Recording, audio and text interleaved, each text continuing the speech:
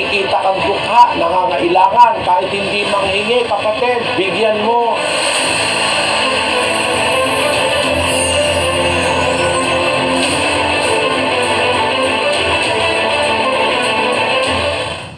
Yan ang unang-unang mga aral na ilalagay natin sa ating mga puso.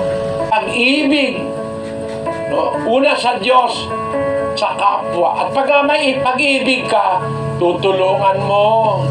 Pag may pag-ibig ka, yung pulubi, hindi mo naman kaaway, papakainin mo lalo yun. Pero naman iba, may lusot. Ay, hindi, Bradley. Ako, ayoko ka nabibigay dyan sa mga pulubi niya kasi mga miyembro ng sindikato yan eh. Kukunin lang ng sindikato. Eh di, para wag makakuha ng sindikato, bigyan mo ng damit. Eh kasi kita mo, gula-gulanit eh. O kaya, bigyan mo ng pagkain, pakainin mo. Kung talagang paniwala mo sindikato. Pero kung hindi naman, mga lihiti mo naman, matatandang pulubi, huwag kang magkakait doon sa ganon. Kapatid, alam mo ba ang sabi ng Biblia?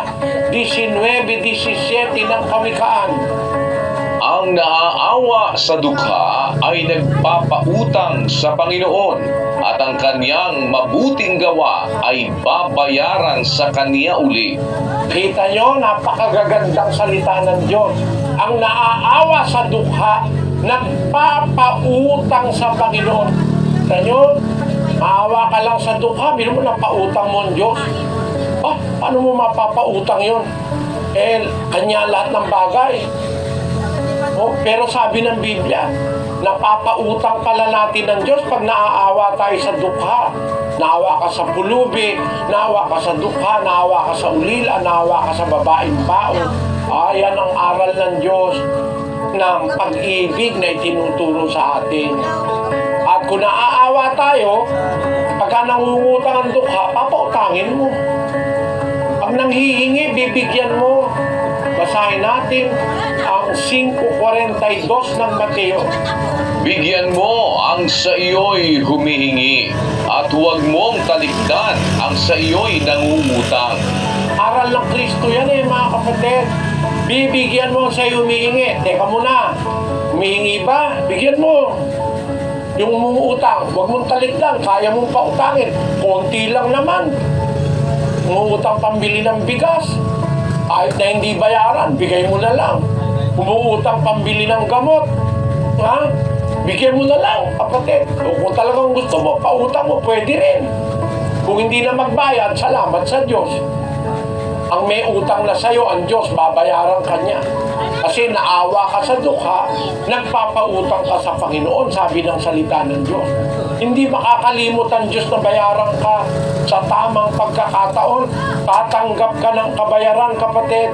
Kaya bawat pagkaawa sa dukha, nagpapautang ka sa Diyos na may-ari ng buhay mo, may-ari ng buhay ng mahal mo sa buhay, may-ari ng buhay ng lahat ng tao. Kaya halimbawa, dumating ang panahon, gipit ka, merong kang kailangan na hindi pwedeng ibigay ng kapwa, may utang ang Diyos sa'yo, naawa ka sa dukha, lumapit ka, Panginoon, di naman po ako naniningil, humihingi lang po ako ng awa, kaawaan mo ang aking asawa.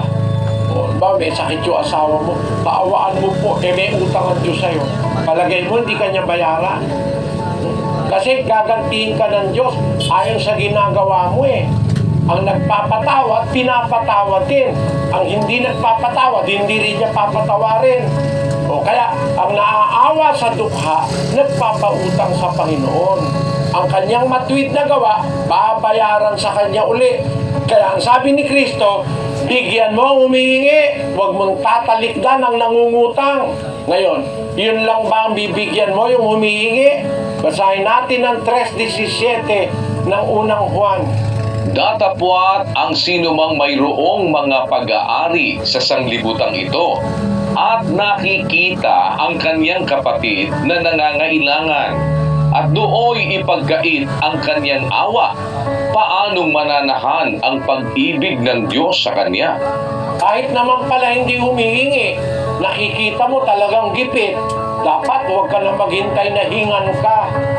Sabi ng Diyos, Meron kang pag-aari, nakikita mo yung kapatid mo nangangailangan, ipinagkait mo sa kanya ang iyong awa, paano mananahan sa iyo ang pag-ibig ng Diyos? Kaya para ibigin ka ng Diyos, may nakikita kang dukha, nangangailangan, kahit hindi manghingi, kapatid, bigyan mo. Yun nga ang sinasabi-sabi ko eh. Hindi para magparangalan, hindi para magyabang. Maliit na bagay, lalo na kung mayaman ka. Hindi nga mababawasan ng kayamanan mo pagka tumulong ka sa mahirap eh. Pero alam nyo ba, pag gumagawa tayo ng ganon, napapautang natin ang Diyos. Bahala na kayong mag-isip.